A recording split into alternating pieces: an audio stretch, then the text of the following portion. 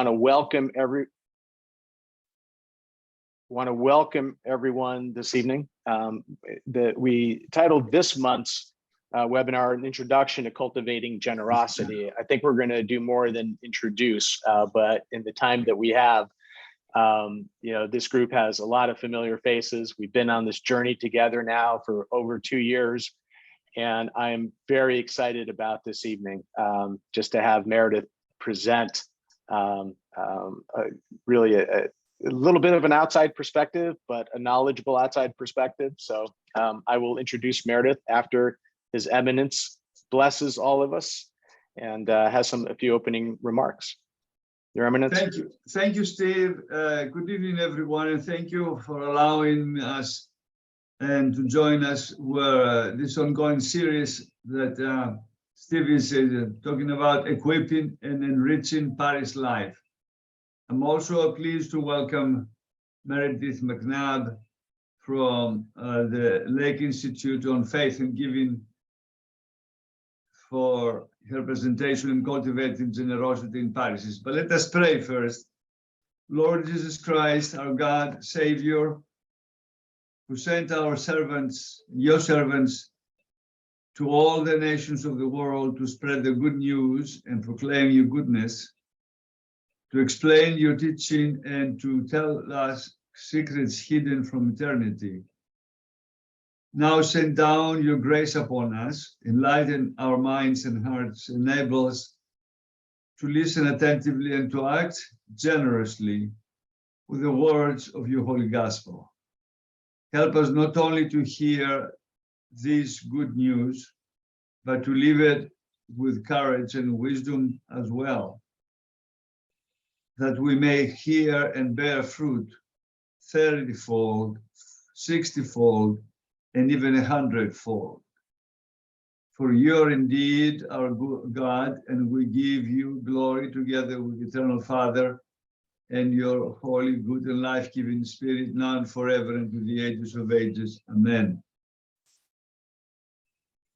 Again, Steve, thank you for having me here, and I appreciate you giving me a couple of minutes to say a couple of words to everyone, so that I can hear them as well. The topic that we have tonight and the presenter is a very timely topic, as our communities are embarking on their stewardship campaigns, and the generosity of our stewards is paramount to the growth of our communities. It is something that it is uniquely Christian. We have learned a lot about stewardship over the years, and we know the messages that do not resonate with stewards. Things like the roof is leaking, the parking lot needs to be fixed, the air conditioner is broken, or we need more money to pay our bills. These are less than inspirational ways to cultivate generosity. It has long been said that if you feed your flock spiritually, you do not need to ask for money. And you know that also in practice from your own communities. They will give out of love for the Lord and for the fulfillment of ministry that brings people closer to Christ. Period. Of course, we have had a challenge these past few years due to the pandemic. Not everyone has returned to worship. Not everyone is re-engaging in parish activities. People giving stewardship is a good thing, but part of being a good steward in the truest sense of the word is not just giving, but is living your faith. This past weekend, I witnessed that kind of, if you can call it a miracle, when I visited one of our communities in Arizona. It includes full participation in the sacramental life of the church and being involved in ministries that provide for educational fulfillment, create fellowship amongst community members, and nurture our spiritual development through a variety of programs and activities. I'm looking forward to this evening's session, and once again, wish to thank Steve Pappas and his committee for coordinating this series. We have amassed quite a resource library, and this is a wonderful opportunity for our communities to keep learning. Thank you so much for having me as well, and may God bless us all. Back to you, Steve. Thank you so much, Your Eminence. And as always, thank you for joining us and showing your support and love. I am very, as I said earlier, excited to introduce Meredith McNabb. First of all, this is a bit of a mouthful, but it takes a little bit to understand where Meredith sits. Meredith is part of the Lake Institute on Faith and Giving, which is also part of the Lilly Family School of Philanthropy within Indiana University. So you'll see this, and for many of us on this call, I know we've had the pleasure of hearing either from Meredith in the past or from others from the Lake Institute, given the relationship with the Archdiocese and the Institute's work across the Archdiocese and some of our parishes. For those that aren't familiar with the Lake Institute, it is there to foster this deeper understanding, right, of the relationship of giving and faith, since it sits in the School of Philanthropy, in particularly focused on faith and faith-based organizations. And they do this through research, through education, and also just through public conversation, and even events like today. And we're privileged to have Meredith, and hopefully Meredith will be able to take away a bit this evening from all of us based on the dialogue, the discussion, the comments. A bit about Meredith. Meredith has her Master's of Divinity from Emory University. She has a JD from Washington and Lee, the Washington and Lee School of Law. And she has a BA in economics from the University of Virginia. Meredith is also an ordained minister in the United Methodist Church, where right now, currently she oversees over 40 parishes. So she has a very wide view of the challenges. And as His Eminence mentioned, the challenges we faced pre, during, and post the pandemic that impacted so many of our houses of worship. Meredith has worked closely with Father Jim Corderis, who is on, as well as Stacy Stathoulis at the Archdiocese. So Father Jim, before you hand it over to Meredith, there's a couple words you'd like to say about Meredith and our relationship with the Institute. Thank you, Steve. It's been my privilege to be involved with the Lake Institute for the last 3 years, initially as a student to getting the executive certificate in religious fundraising, but quickly moving into being one of the leading some peer group work and offering what I can with our Orthodox participants. But I can only encourage you, after what you hear tonight, I think you're going to be inspired to look into the course next year. We call it ECRF, Executive Certificate in Religious Fundraising. We'll be letting you know. And I think I'm going to work with His Eminence to try to promote it in the district, in the metropolis, so that we can get a good group of parish leaders into the program next fall. It'll come around again next fall. We're in the middle of a session right now, but you'll see when Meredith speaks that it really lifts up the whole subject of stewardship to a whole different level. So I'm not going to talk anymore. I'd rather have Meredith speak. Thank you. Oh, Father Jim, thank you so much. And Stephen, thank you. And Your Eminence, thank you for your warm welcome here. Friends, it is good to be with you this evening, and I am delighted to get to bring greetings from Lake Institute on Faith and Giving, and to share a bit. I'm going to share my screen here for a moment to share a bit about faith and giving and cultivating a true and deep generosity in parish life. As Stephen shared, I am based at Indiana University in the School of Philanthropy. We've got the Law School and the School of Dentistry and the Philanthropy School all lined up next to each other. And the Philanthropy School addressing giving from all kinds of different angles, from sociology and academic research and history, and faith, recognizing that so very much of generosity writ large across the country, across the world, is grounded in people's faith traditions. We are grateful to get to help think about those traditions. We do conduct original research and curate research in the field, and I'm going to be sharing some of that with you tonight. If you are a data person, I hope that this will be right up your alley. And if you are not a data person, I hope that I can help to bring it to life for what these facts and figures might mean as you are thinking about stewardship within your parishes. We do conduct education and training, and we are always interested in cultivating public conversations about faith and giving, recognizing that talking about God and talking about generosity are neither of them necessarily very popular things to do, and yet they're so very important and so very much at the core of people's lives. As Father Jim so very kindly mentioned, the Executive Certificate in Religious Fundraising is an 8-week version of what we're going to do in just a few minutes.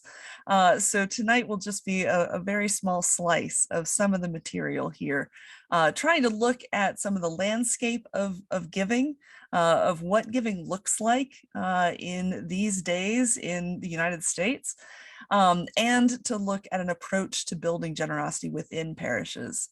We, in addition to the Executive Certificate, we offer a congregational course intended for clergy and lay leaders within a particular parish. But with that, I want to kick off with some of that research.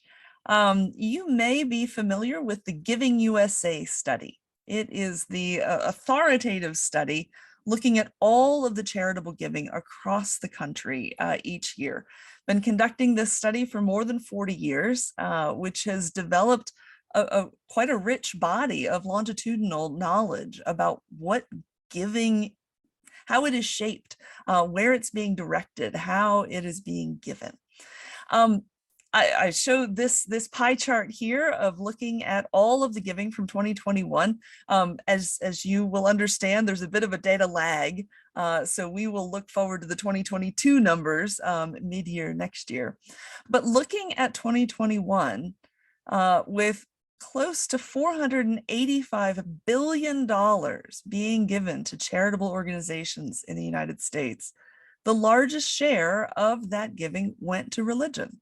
And Giving USA defines religion quite narrowly. They mean houses of worship and archdioceses, judicatory bodies.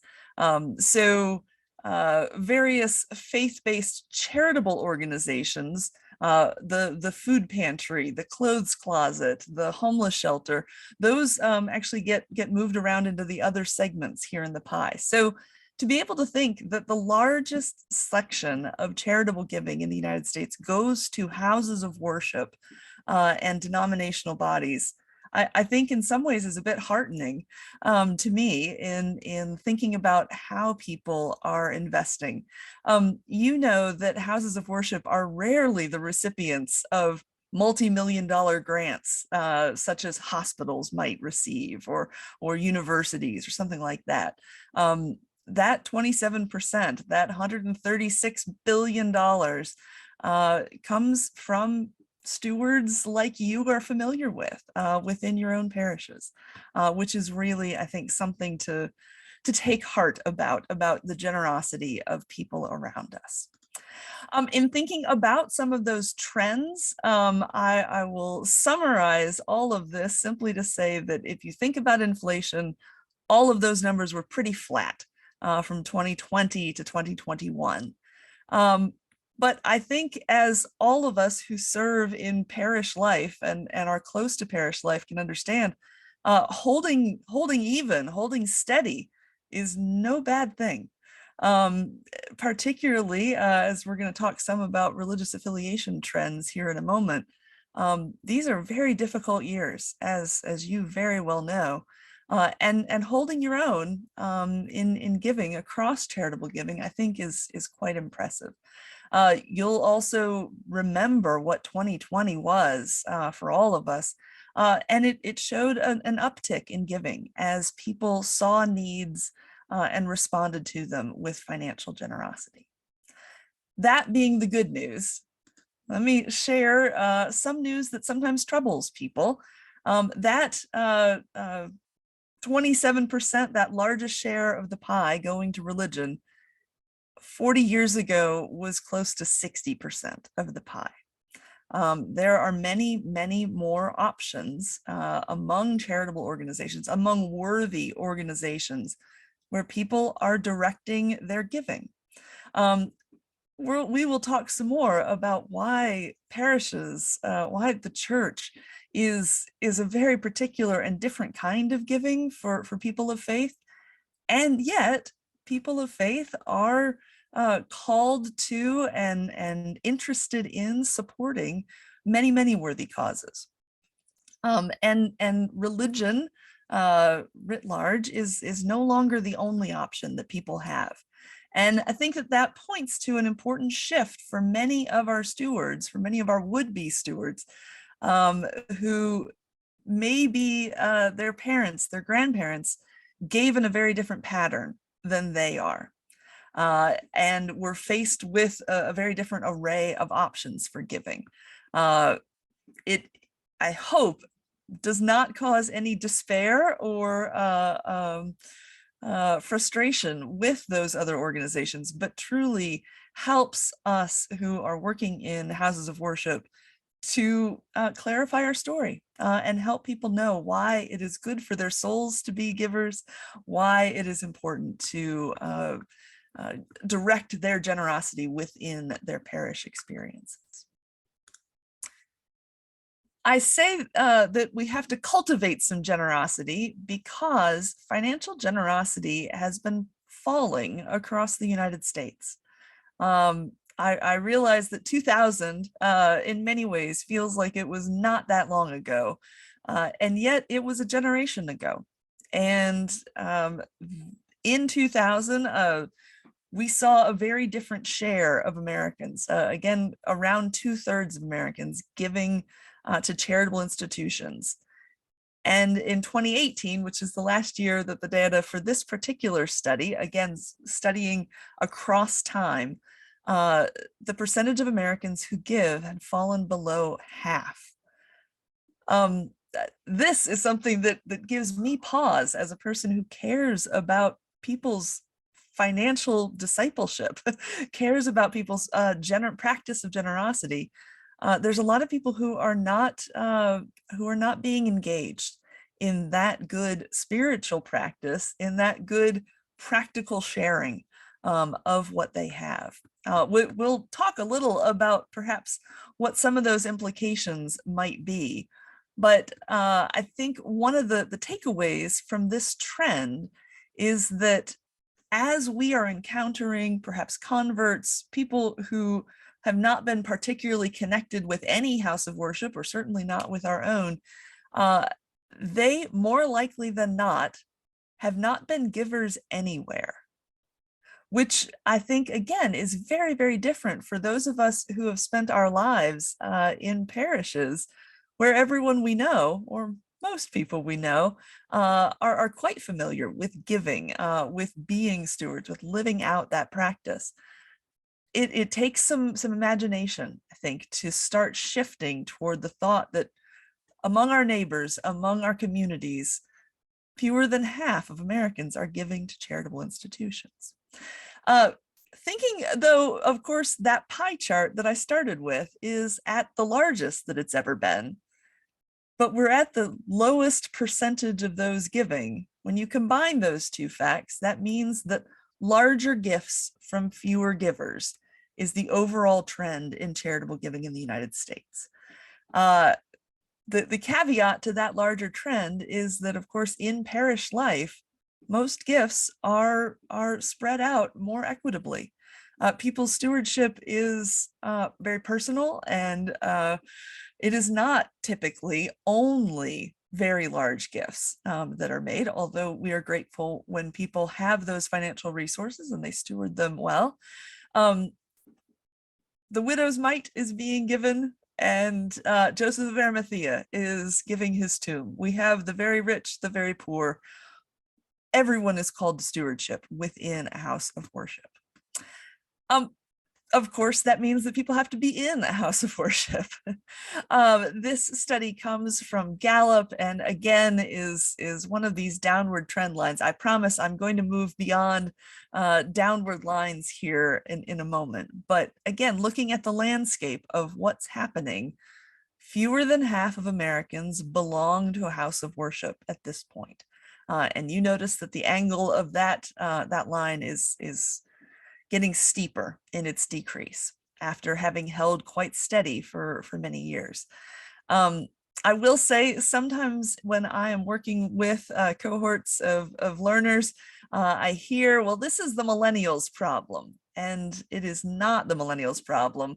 Disaffiliation in the studies seems to have started to really pick up among people who were born around the year 1940. This is a solidly boomer launch. And yet, of course, you see that trend accelerating because, of course, when one's parents or one's grandparents were not connected to a house of worship, it is less and less likely that the younger people may be as well. Again, that is not, I hope, a source of despair. I hope that that is an inspiration for remembering why we invite people into faithful relationships with God, why God is calling them into those spiritual experiences, and why we hope that we can be there to help them grow in their faith and their faith practices. Giving and worship attendance are positively correlated. The ground is shifting. It is not the case that the sky is falling about people participating in religion. This I'm sharing from the FACT report, Faith Communities Today, which is a broad-based study, including quite a bit of Orthodox participation, looking at what is actually happening among faith communities. Religious people have widely varying statistical research that we keep for ourselves. And so I always appreciate the FACT study, and we have worked some with them to help craft questions of thinking about what's happening across the whole landscape of faith communities. You see here of thinking about what's happening in participation in worship. And you note moderate decreases in participation across Christian traditions. Other traditions there you see show some notable increase. I will say when you look at the data, much of this tends to be around the fact that these are often quite small congregations to start with. And so if you have 25 people in worship and 6 people start attending and participating new, there's your 25% increase all around. As you notice, Catholic and Orthodox parishes, as you know from your own experience, tend to be larger in who they are serving and who they are working with than folks, for instance, from my own tradition among mainline Protestants.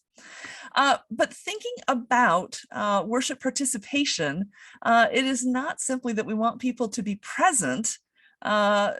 People's spiritual vitality, their spiritual experience of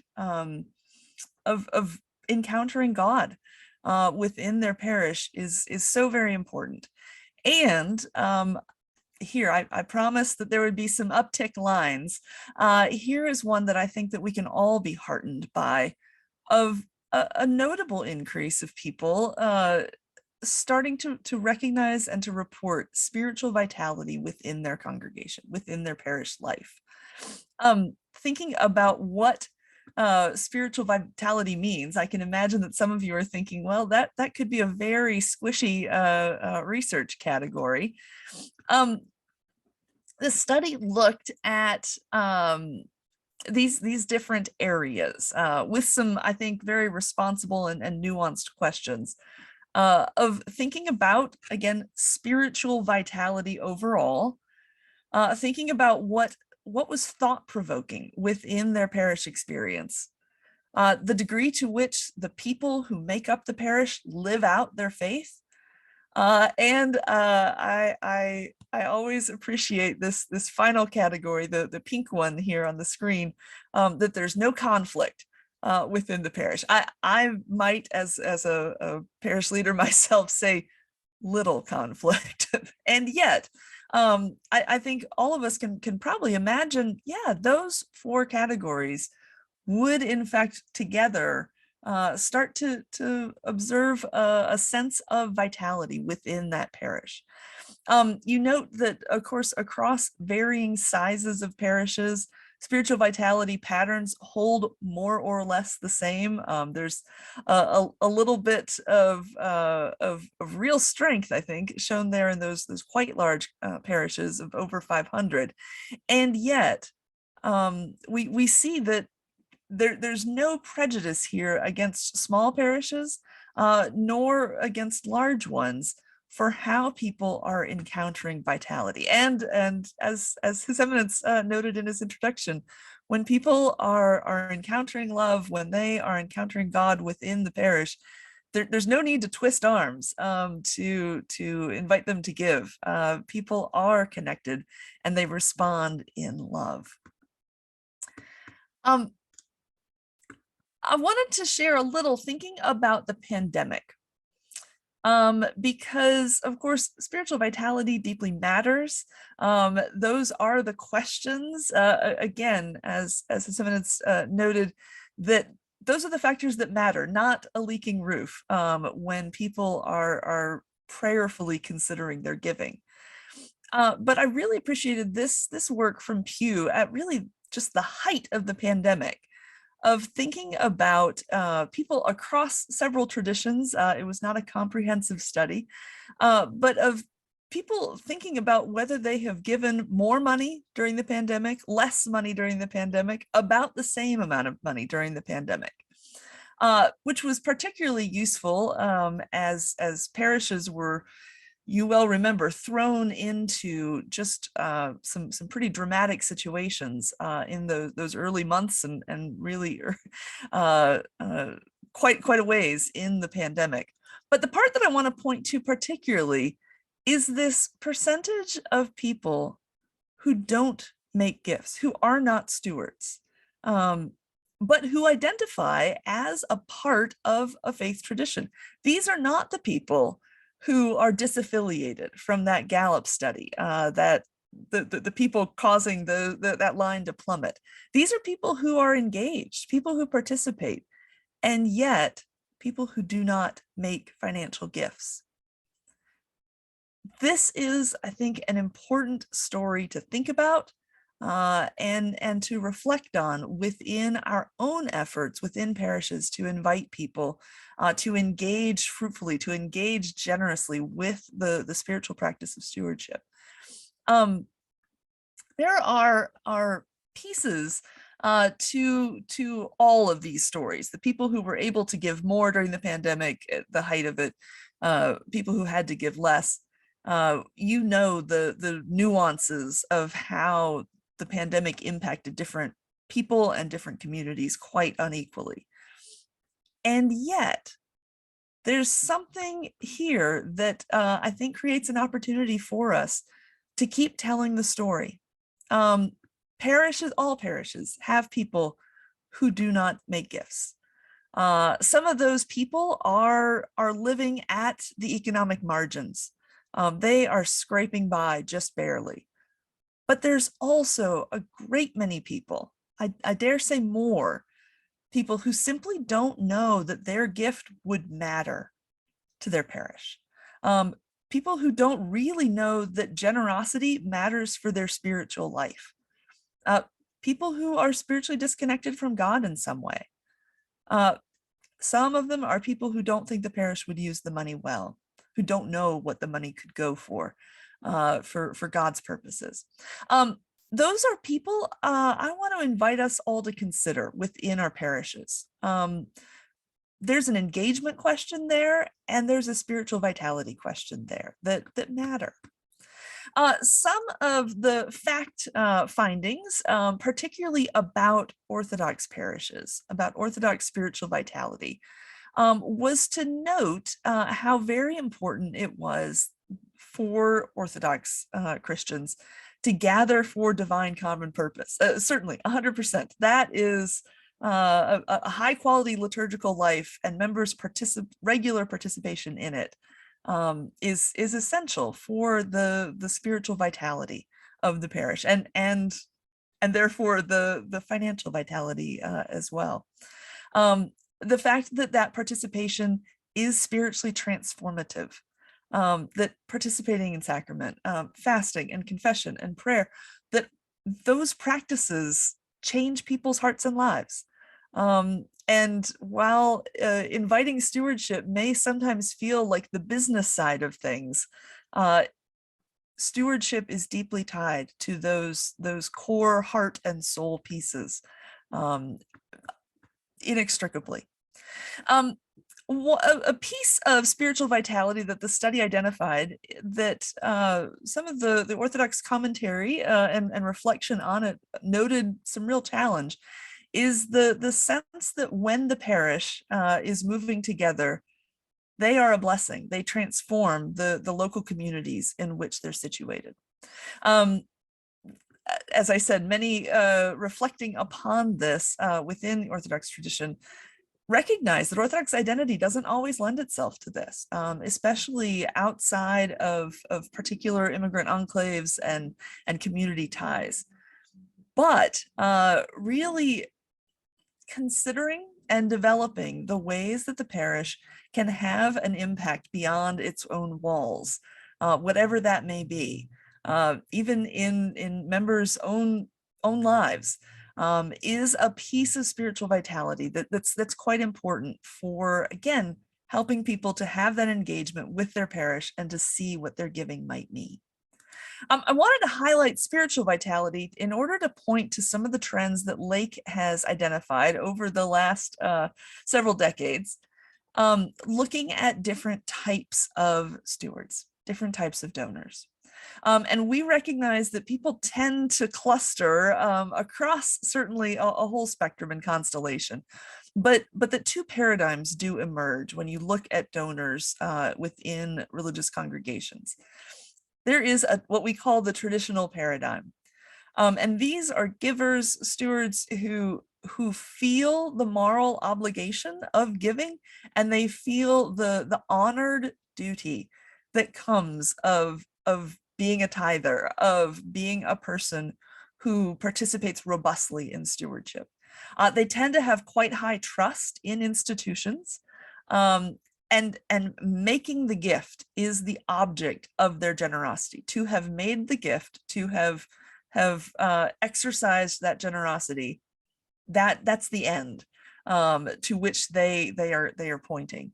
And for a lot of them in the traditional paradigm, budgets do reflect the needs of the parish, and these are often people who actually are a bit moved by the needs of the roof or the air conditioner or whatever the particularity might be. This, by calling it traditional paradigm, I don't want to either privilege or denigrate it. This is an honorable and valuable and meaningful tradition of generosity for many, many givers. It tends to be most meaningful, though, and most alive among those who are deeply formed by parish life. That's wonderful. And yet, again, as we have so many folks who are not particularly formed, who are rediscovering a call from God to be involved, they typically don't have very much formation in this. And among those folks, as well as others who have grown up in a parish, we recognize an emerging paradigm. Again, neither better nor worse, but quite different. These are givers who do need to be invited. They need to be shown what their gift might do, both in their own faith lives and through the institution of the parish. For many of them, it is less a sense of honored duty and more a sense of, I have been blessed, and so I need to give, I need to respond. you can understand that these things tend to touch on each other. It is a constellation, not a bright line difference here. But emerging paradigm givers tend not to immediately trust the institution. They tend to be people who benefit from being able to see a budget, to see how the money is being spent. They want to know the inner workings in order to build that trust. I don't think emerging paradigm givers are inherently suspicious, but that trust doesn't come automatically. And for a lot of them, the point of making the gift, the point of being a steward, is the impact that that gift has. The end goal is not simply to make a gift. The end goal is to accomplish kingdom building through that gift. And their giving is driven by their values. Again, there are faith-filled stewards who fall into both of these paradigms. But there's some meaning there that I think can be helpful. Again, as we're inviting people to respond, as we are inviting people to participate in giving, recognizing that people may be coming from very different perspectives than our own can be really helpful in connecting with them. One final piece about donor trends that I want to lift up for you here.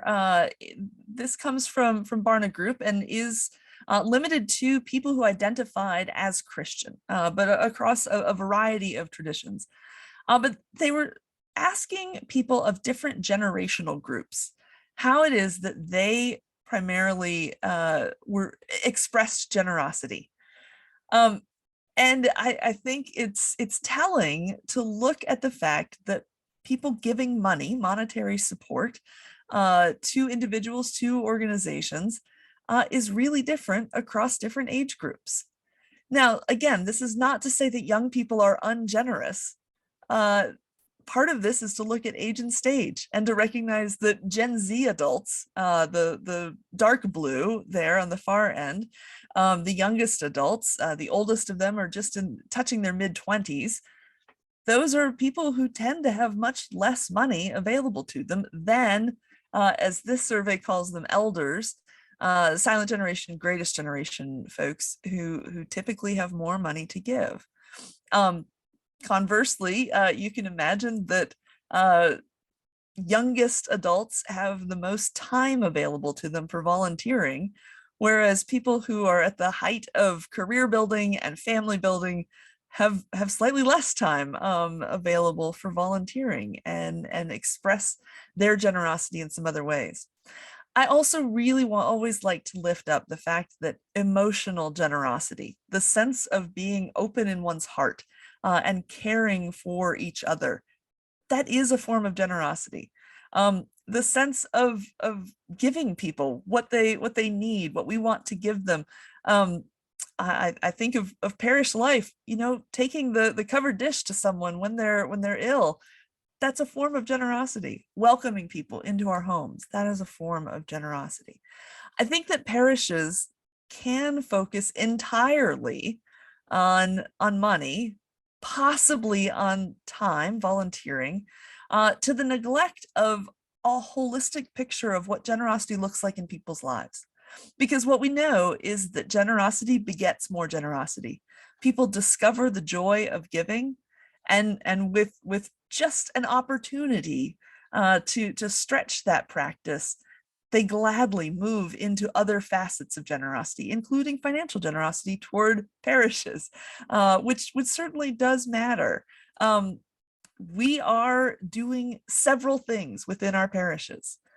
We are working on moral formation to help people become people who give, helping them to become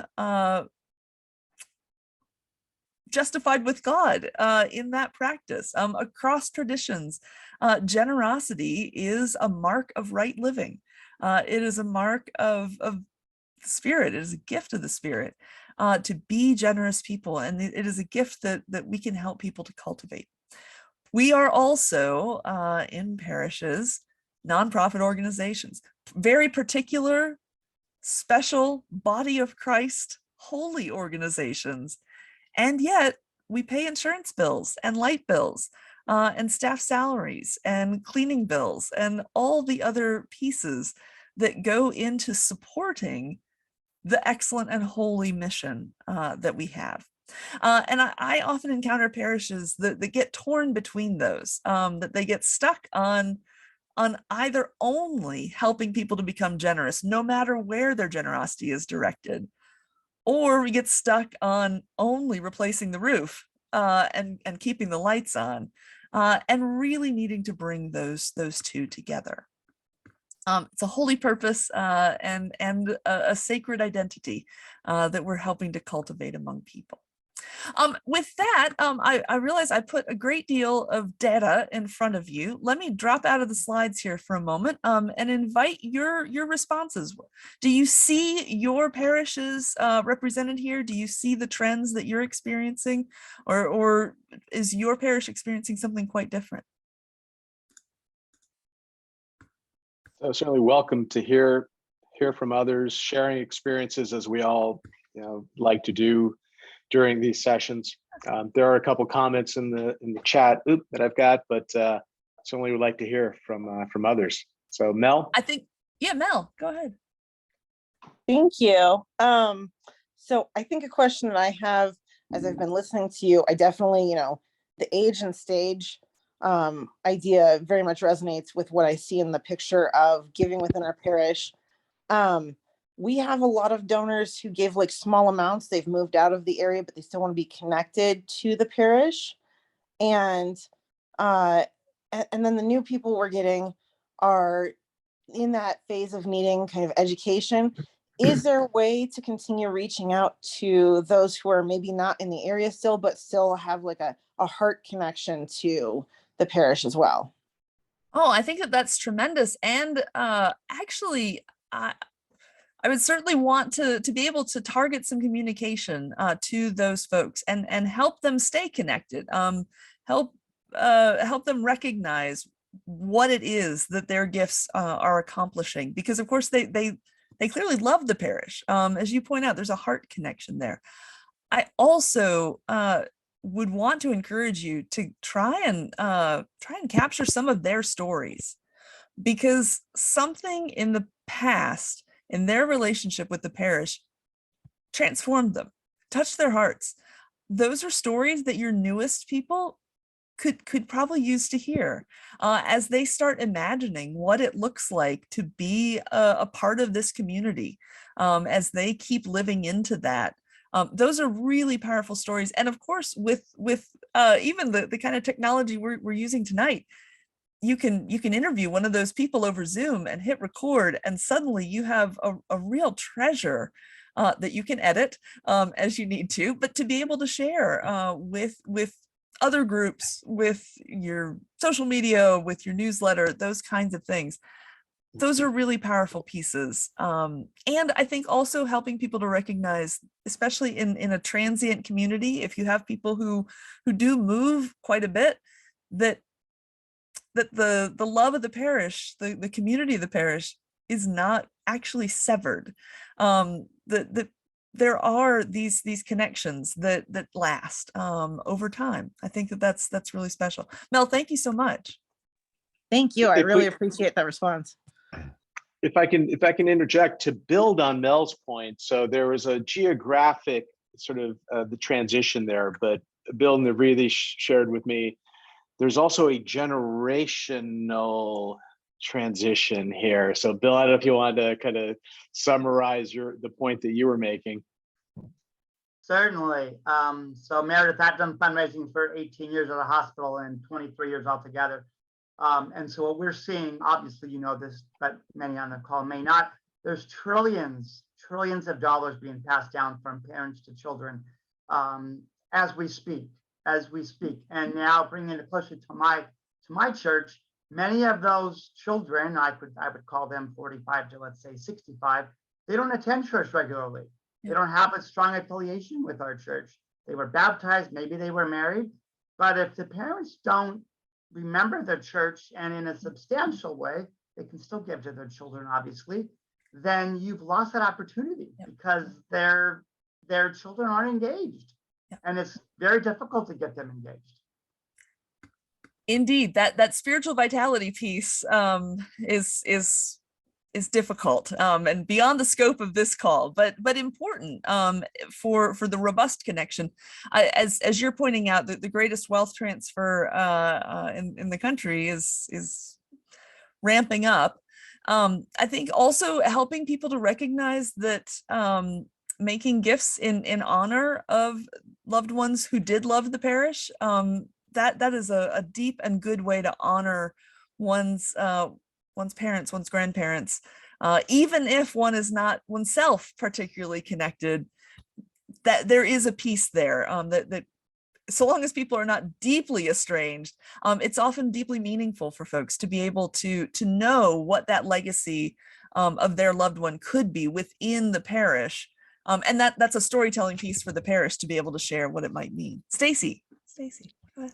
I want to just weigh in here because something you said earlier resonated, and it's a little bit different than what we were just talking about, but the greater gifts from fewer givers issue resonates significantly in my own parish. Yeah. And I don't know whether to, go, "Nah, that's the way it is today," or is there, something that we should be doing to kind of counteract that? I mean, clearly we all want more givers, right? We want more people to offer their gifts, but in the face of fewer givers giving greater gifts, do you kind of accept it, or do you look for ways to rage against the dying of the light, as it were? Well, I think that's one of the places where the spiritual practice of generosity is a key piece there. It's good for people to be givers. If the gift is only good for the recipient institution, it's not a great gift. Especially in a religious setting. The gift is good for the people who give. It is a way for them to put their treasure where their heart is. It is a piece to invite people into. I think it's also a big piece with people who feel like they have limited resources, to help them know that the parish does actually value their gift. I mean, that has to be true. If the parish really doesn't care about their $50 gift, their $100 gift, whatever it might be, then it's going to be hard to convince them that they do. But I think that is a place where the parish can work on learning to care about that gift, because as you say, it's a piece of engagement.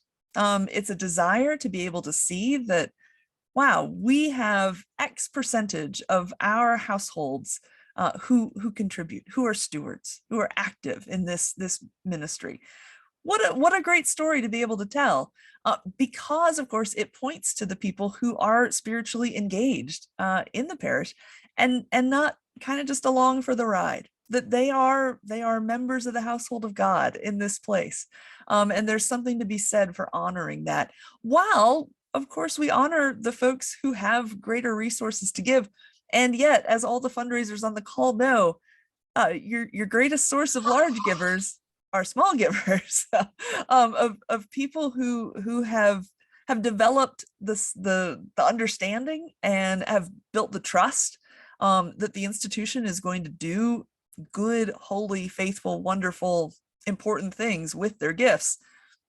That often starts smaller than it may end up. Great. Any other comments? We do have one in the chat, but wanted to open it up if others have either also sharing experiences. I had a question, Meredith. I've been this is the 5th parish that I've served, and I've been a part of parishes where 100% of their the costs for functioning in the world and so forth has been given through stewardship. Mm-hmm. And that's an amazing thing to experience, but it's also a parish that has a lot of very active ministries. It has a very full slate of services and many teaching opportunities and classes and speakers, and it all sort of works together. And I can kind of see, well, I see how all of that does work together to create that spirit of giving, because they are being spiritually cultivated, and there's a lot of recognition and things for that. I've also been a part of parishes where I was looking at the paradigm shift. And as I look down the traditional paradigm, I would say the parish that I'm currently serving, they would check off 4 of those 5 as how they see things: obligation, duty, budgets are need driven, and the gift is the point.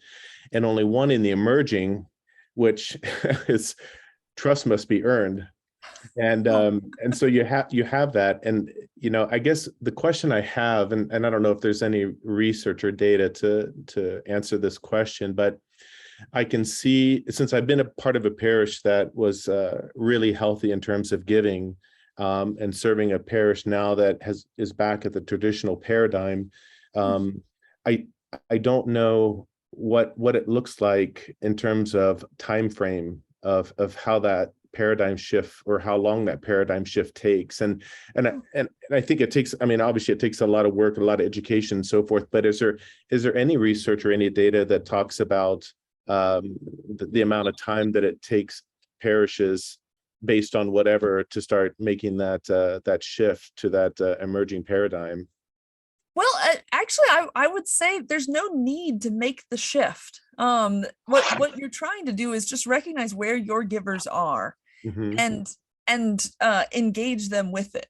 If you have a parish that they are traditionally minded givers, who recognize that sense of an honored duty, of a spiritual experience in giving, lean into that. There's no need to make them into emerging paradigm givers. And in fact, I think that it's quite difficult to change either paradigm. It's not impossible. And certainly as time goes along, I think that there's a natural shift that may start to occur. But far more of a sense of just being able to think about your givers, and how do you help them grow in that sense of there are sometimes people who think that they are traditional paradigm givers. And when I talk to them, I hear an awful lot of sort of resentful givers. If I can speak frankly, of people who they're paying the tax. They're not actually participating in a deeply honored spiritual path of being a giver. So, I think there is certainly growth to be had. There's also emerging paradigm givers who think they're venture capitalists and not actually members of the household of God. So, there's growth on the spiritual side in both paradigms. But let me urge you, please don't try and make them into emerging paradigm givers. So you're really trying to tell the story of impact might actually help spark some imagination in some of them. Yeah, so it's really, it sounds like you're saying it's really good to sort of speak their language, and meet them where they are. I think a lot of the spiritual literature, or the stewardship literature that's coming out, is the language of it is much more in the area of emerging paradigm, because there was a sort of we wanted to shift. But what I'm hearing you say is that you don't need to, or you don't want to really shift those people over. There will be those who will shift and those who will come in, and you can get them on the emerging paradigm from the get-go, let's say. But those who are in that traditional paradigm, just be there with them and speak their language and just use that. Help them grow within their own spiritual grounding. Both paradigms have a honorable spiritual grounding. Right. I do want to cover a couple more things, but I think Mel has one last question here. Go for it. I apologize if this is overly specific. However, one of the questions that I've been wondering about is, so our parish is in an area that's pretty socioeconomically depressed, and we have a high degree of vandalism. There are a lot of our dollars and cents from our budget that go toward basically maintaining the parish, because we get, they come and steal stuff from us, or, there are other issues that are things we can't change immediately. And I think one of my questions is, how do we keep the messaging appealing to people who do want to see that, that emerging paradigm, when we do have to explain, like, there's a large amount of our dollars and cents that are going to go towards, you know, structural issues or dollars and cents fixing the roof, those kinds of things, just because of the age of our building and the location. Yeah. Actually, that is, as you say, it is a somewhat specific situation, but I think it actually is a nice segue into thinking about the cycle of giving that I'd like to share next. So if we can hold that for just a little bit and come back to it in just a second, Mel, I appreciate that challenge very much. Of course, perfect. Thank you. I think one of the pieces that I want to be able to share that we've found to be particularly helpful for parishes is rethinking what their stewardship year looks like.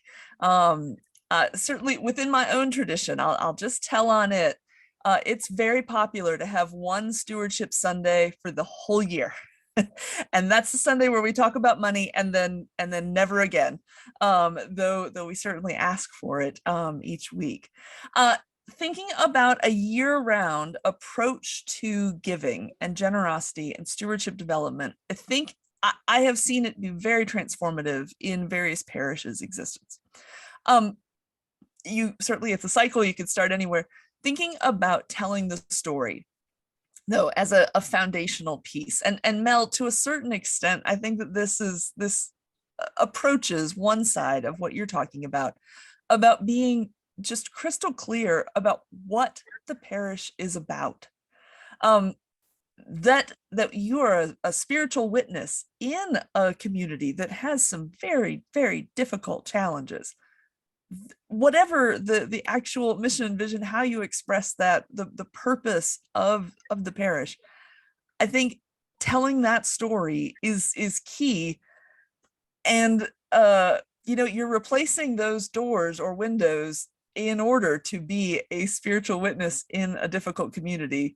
Is different than just, you know, the window got busted again. I think, again, celebrating the story, making the connections to the Holy Story.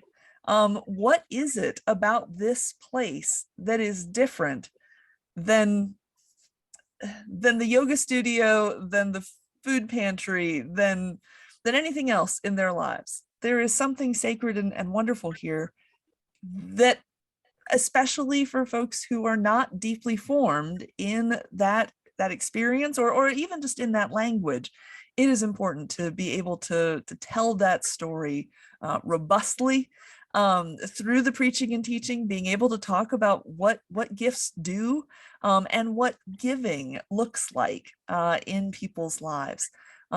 Again, being able to tell the story of the parish, whatever it may be, is foundational to the generosity work.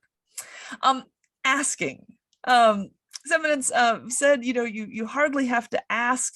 I will certainly agree with that. I will say this is far more a sense of giving people opportunities. I think sometimes we hope and expect that people's good intentions will always be transformed into action. And we know that sometimes not. And quite often people feel the holiness, they feel the impact, they want to make the gift. And if there's not a prompt, there's not an opportunity for them to be able to participate, sometimes other prompts will intervene. I always want to encourage parishes to consider how they are asking people to give. And again, recognizing, thinking of all those different generational approaches to giving. How are we inviting generosity and across a spectrum? Certainly annual stewardship, that matters, that goes toward the mission. It is a key piece for people who value the community and want it to continue to thrive. Time and talent, inviting people to consider what else they might be being called to give. Again, thinking about their call from God to be a giver, and the parish as as a way for that giving to be lived out is I think a key transformation in how you can think about that and how you can invite it. Certainly you want people to be able to give and to do the things that the parish wants and needs. And yet looking at who God has called in your place matters.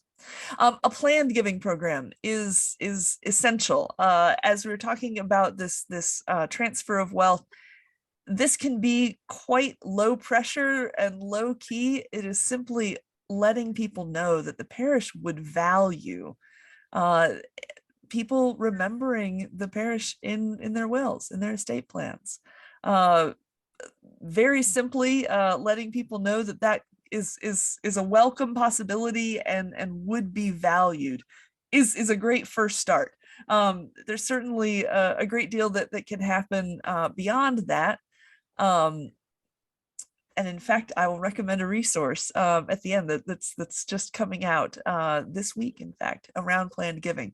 But all to say, let me just encourage you, even at the very, very basic level of simply noting that it's a possibility, can really spark people who say, oh, I would love to do that. That would actually be meaningful for me to be able to care for this place that matters to me, even after my life on earth is done. Thinking about capital campaigns, being able to make those gifts, people are giving typically out of a different pocket for those kinds of gifts. And that is another great way to invite folks to consider their response. And certainly not overlooking those calendar type opportunities. The learning and planning quadrant is one that I think parishes particularly shy away from or simply get overwhelmed because the others are just pressing. And yet inviting parish leaders to be active participants in thinking ahead about what the giving looks like, being ready. If someone walks into the priest's office and says, I'd like to make a gift of $100,000. What could you do with it? It would be great if he knew what to say, other than thank you. Thank you would be a really good start there. Being able to plan ahead on endowment and on capital needs is a great way to cultivate generosity so that it can be a proactive approach and not a reactive approach that the roof is falling in. Really being able to get ahead of things, again, for folks who want to see how their gifts are going to be used. Those kinds of plans are often quite reassuring and just help everyone to be able to operate with a little steadier frame. And then finally, paying attention to how the momentum of generosity is living within the parish is important, of helping people to learn about what giving looks like, helping people to learn about money. We live in a culture that has a lot of sickness around money. People who are up to their eyeballs in debt, people who have more money than they know what to do with. I realize that when I say that in most circles, people say, well, one of those problems is better to have than the other. Perhaps, and yet faith has something to say about all of that, and helping people to learn how to tend to their material resources well is important. Saying thank you, affirming giving, thanking people in the way that they want to be thanked as best we can. People who want to give anonymously, people who would like recognition, those are both fine in whatever sense the parish has decided to do that recognition. And yet being able to simply say thank you is key. I have encountered folks, particularly deep on the traditional end of giving, who kind of say, well, it's their religious duty to give. Why should I say thank you? There is nothing wrong with saying thank you, even within a relationship where that kind of connection is expected and is a piece of it. We often point out, if you never say thank you to your spouse, that's going to be a really hard marriage. we can say thank you within our parishes, and we could say it and should say it more. And then finally, some celebration. Celebration matters so much to how we can help people to really embrace what it is that we're doing in the parish. So often we can get into kind of a scarcity mindset of what there isn't, or what need there is. Being able to lift up what there is can be really powerful, and it tends to point you right back toward telling the story. I want to just finish here with the sense of some storytelling prompts that are about celebrating what has happened in your parish. These are just some of the prompts that I've used in a number of congregational workshops. Let me invite you to take these or others to your parish leadership and come up with some of the stories, write them down, finish the prompt. I guarantee it is going to surface some of the things that are so very worth celebrating in the parish. And I hope that can be transformative for you. As you're thinking about those pieces, those stories, just as you're looking at the quadrant, I realize that for a number of folks, this can get a little daunting. That the parish starts to think, wow, we're not doing that, and we're not really doing that, and I don't even know how we'd start doing that. Let me invite you to use this tool as something to think about strengths with. What is something in each quadrant that your parish is good at? How can you celebrate that? How can you strengthen that? And then possibly, what's some low-hanging fruit in each quadrant? What is one thing that you could do, say, before the end of the year in each quadrant that might make a little bit of difference? I find that parish teams, parish stewardship efforts, they feed on momentum. And if you can help your people see some positive movement, suddenly there's a flywheel there that just builds that momentum and enthusiasm and helps people to grow, so that you can also start stretching them to thinking about longer range goals, to thinking about what might take a good bit more effort, and yet could happen with some of those early wins behind you. I do want to save some time here for some questions and conversation. What are your reactions? What would you want to know more about or ask about? Yeah, Gary. Thanks, that was great. Appreciate it. I have a couple of comments and questions. One was an echo of what Stacy said about we're experiencing the same thing. We have a parish in Northern California where our larger gifts are really coming from less people over the last couple of years. Mm-hmm. So we have growth in stewardship revenue, but a lower count of stewards, basically. Mm-hmm. My first question is kind of rhetorical. Is that really sustainable?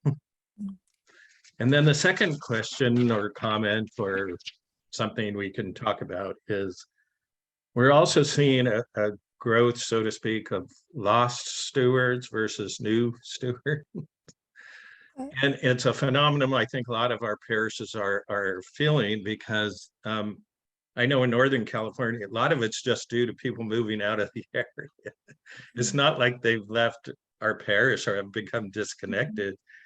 And looking to next year, I've already looked at 8 families that have just moved through job, through whatever, being closer to family.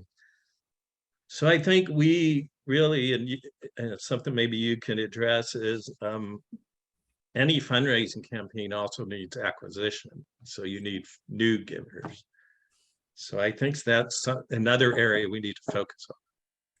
So our lost stewards doesn't outweigh our new stewards. Yeah, absolutely. Well, I mean, as you indicate with your rhetorical question, over reliance on a single steward or a small group is certainly something to be aware of. Right. I mean, I wouldn't encourage those large givers to, give less. Yeah, so that your exactly. pyramid gets flatter. But that's a management challenge. That Right. is a sustainability piece. And I mean, I think that this is the place where faith communities are dynamic communities. The church is eternal. Individual parishes sometimes are making changes. Sorry, my light. I'm on the East Coast, and my timer decided it was a bit later here than it is. I think awareness there is the story that the parish tells about stewardship. I think that this is one of the places where, again, financial transparency is important and cultivates trust, particularly among people who are in that more emerging paradigm space. And yet, if the only story that gets told is the budget grew this year, then everybody kind of thinks, well, it's all good, as opposed to, well, the budget grew and our percentage of households giving or our number of households giving Is decreased. less. A good point. That there's some storytelling there again about everyone pulling together that may be helpful. Thank you. Meredith, can I jump in and respond to both Gary and Stacy too? Please. Gary, I'm assuming you know who those stewards are that have not been giving, and probably Stacy as well. So if you're the stewardship chair or privy to that, a conversation with them, a lunch, a coffee, a something, what's changed in your life? Why have you stopped giving? Maybe it's economically, maybe, but you don't know until you ask. I'm gonna give you I met with a gentleman for work who happens to be a Greek gentleman on Friday, that one of my donors said, he's gonna give you $2,500, go meet with him. Okay, he has a lovely home and I wanted to meet with him. After 1 hour of speaking and just having a conversation, he says, you know what, I'm gonna give you $10,000. You guys are doing good work at the hospital. The one-to-one, the face-to-face, the caring, showing the people that we care, whether they can give or not give at a certain time, is so important, so important. Yeah.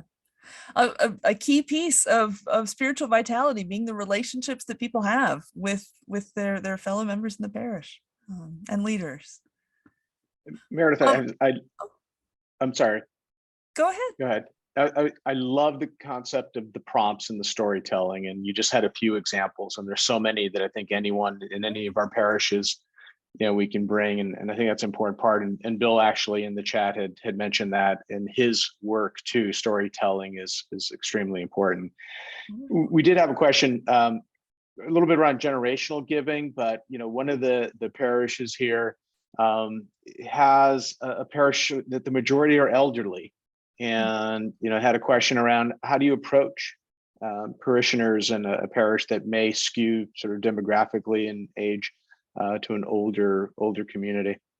Yeah, well, I think again, individual members of any age cohort are going to be their own selves, so we won't traffic too hard in stereotype here, but older givers being institutionally minded and interested in questions of legacy.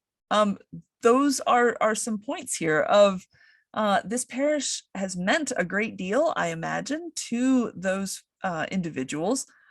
What are they hoping for their own legacy in this place to be? What are they hoping for the parish's future to look like?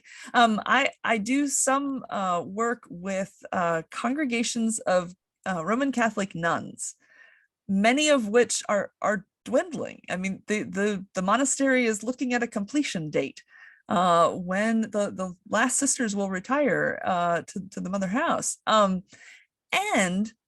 And yet they are focused very, very closely on, again, that mission and vision. What are they for? What do they exist for?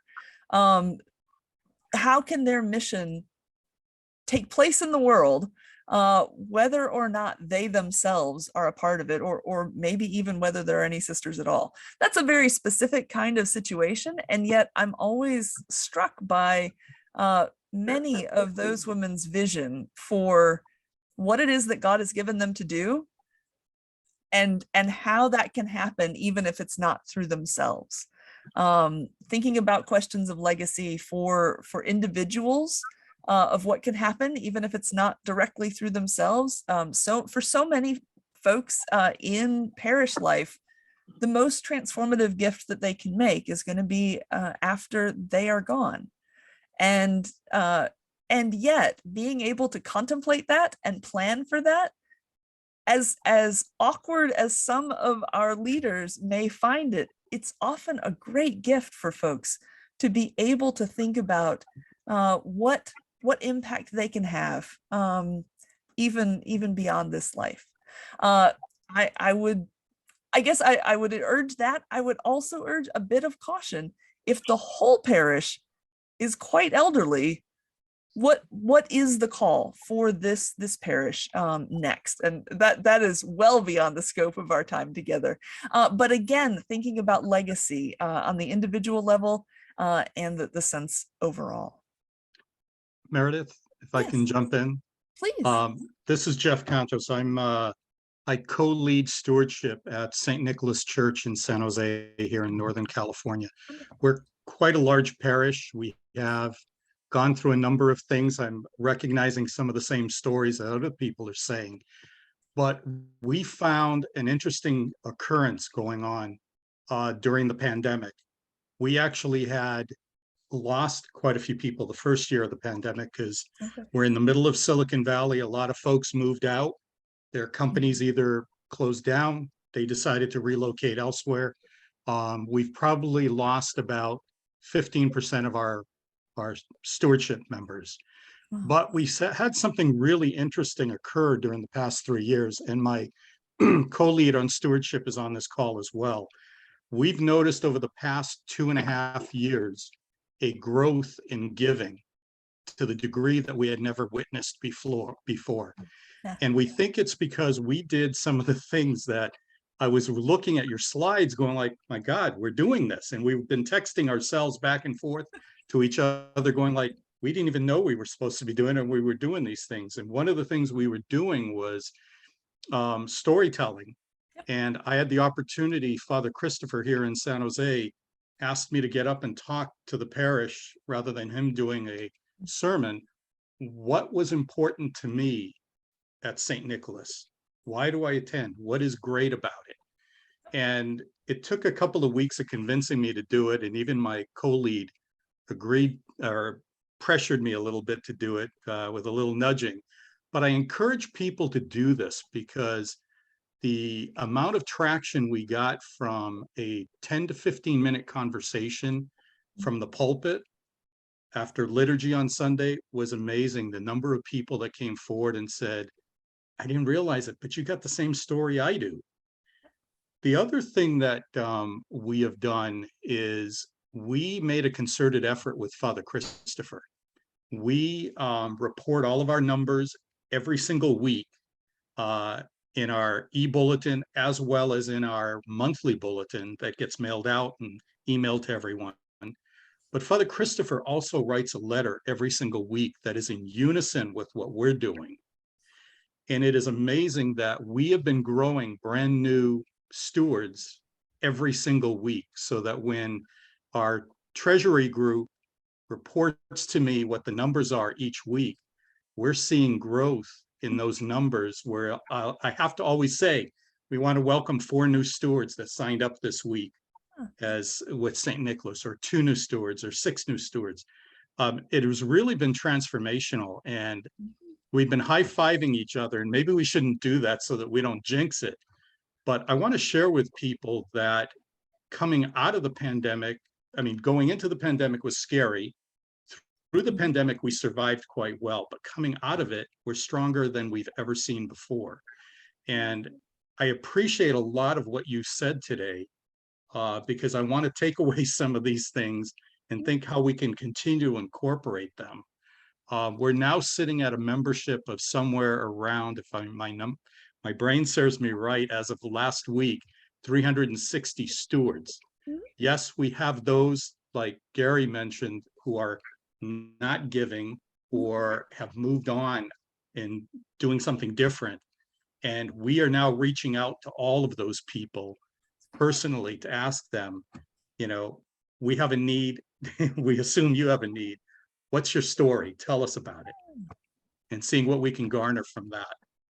Sorry, I took up a lot of time. No, thank you so much, Jeff. And also what a way to paint the picture of how stewardship is spiritual. It is genuinely tied together, and your sense of coordinating with Father, what a powerful piece. I think actually certainly folks, again, different parishes and different communities have had very different experiences of pandemic economically, but so many parishes got real clear about telling their story. They were able to say why they existed, what they were for, and the crisis had a way of sort of clarifying some of that conversation, which I think in many ways for a number of would-be stewards, again, folks realized, oh, my gift would matter here. Oh, well, I could do that. I value this. I want to be a part of that. And sometimes we've surprised ourselves where we thought no one else was interested, but it turns out people were quite interested. I think we've just got a couple of minutes left. But... Yeah, Meredith, we just got a couple. We do want to wrap up. There were a couple of questions. One deeper. Father Rotellus, we may have to hold a little bit there. Let me throw it out, and then very quickly, Meredith, you can kind of maybe hit these in a quick staccato fashion. One was around people giving with the expectation of strings attached. So, there's certain people that, again, that issue, I think you and I, when we were preparing, talking about recognition or, specific needs. And the other one was some parishes are blessed to actually have multiple income streams, whether it's rental properties or foundations, but that serves as a disincentive, a potential disincentive for people to actually be good Christian stewards. So I know two different topics, but I want to hit those real quick and we'll be able to wrap up. And with both of them, attending to the spiritual side of generosity are going to be key pieces. Those are faith development questions in some ways. Gifts with strings attached, I think the parish being clear up front, develop your gift acceptance policy, know what you can accept and what you can't. And if it's a gift that you can accept, say thank you. And if it's a gift that you can't accept, say no thank you. And I realize that can be very painful, particularly in a season of scarcity, to say no thank you to a gift. But if you can't do what the giver wants, whether it's the condition or the string or the, they want to give you land that you can't accept or something along those lines, say no. It is far simpler to also determine that policy up front. And there's many good samples. And Steve, I bet you can actually even point people in the direction of some good gift acceptance model policies. Gosh. Well, building spiritual giving, I think, again, is going to be the key. When people don't see the immediate need, I think the case, again, has to be, how are we building morally formed people who are generous? And helping them know what would happen through the parish if you gave here. Again, if we don't have a very good story, well, nothing would really change. We just have a higher bank account. That's not going to be a compelling indication for someone who has a faith motivation to give. They're going to find some other place to give. And so how we're telling that story would be the key. That was not very staccato, but thank you. No, it's great. No, it's great. Meredith, I know we do try to finish here on time to respect everyone's time. I know it's late there on the East Coast. I want to thank you for sharing the time, the wisdom, the knowledge here with us. I think we're all taking a lot away to think about, whether it was these sobering statistics and data up front. And then, of course, I think the encouragement of really looking at our respective giving programs holistically. I want to thank Stacy Stathoulis and Father Jim for bringing us together with Meredith.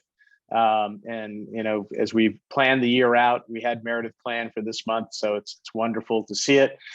It's hard to believe we're already halfway through October. but given it is at October, since we have a pretty large group here, I think peaked at 48. This is a special week in that we get to celebrate the feast day of Saint Gerasimos and our beloved Metropolitan. We should wish him a Chronia Pola as a group live, and wish you many, many years. Ispola eti despota and Chronia Pola. And we'll have you bless us this evening, Your Eminence, and close out this wonderful, wonderful session we had today.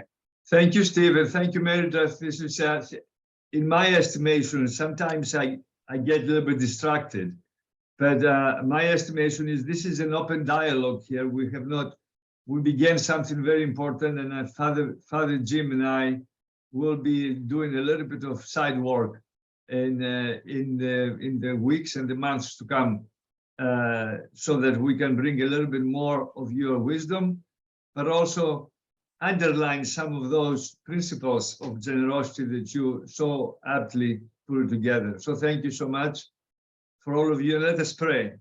Lord Jesus Christ, you told your disciples and apostles that many prophets and just ones had desire to see what they were seeing and to hear what they were hearing. So now count us worthy of hearing your words of salvation, that truly understanding them, we may bring forth fruit worthy of their message. Enable us to adhere to the truth and innocence of life, and to persevere in goodness, lest we remain but passive recipients of the good news.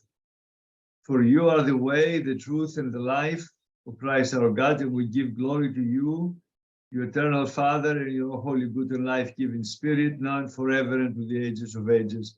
Amen. Thank you all. Thank you, Steve. Thank you, Meredith. God bless you all. Have a good night. Thank you, Meredith. Thank you. Thank you, Meredith.